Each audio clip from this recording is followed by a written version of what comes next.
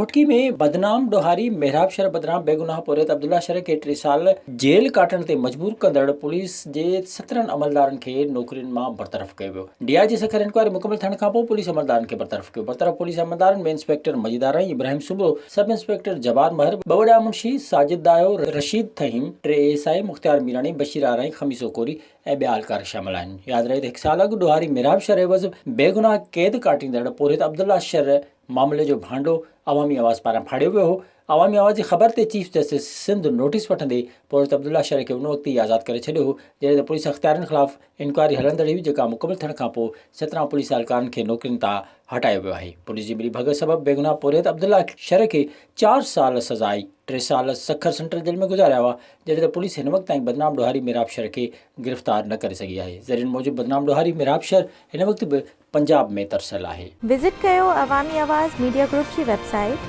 awamiawaz.pk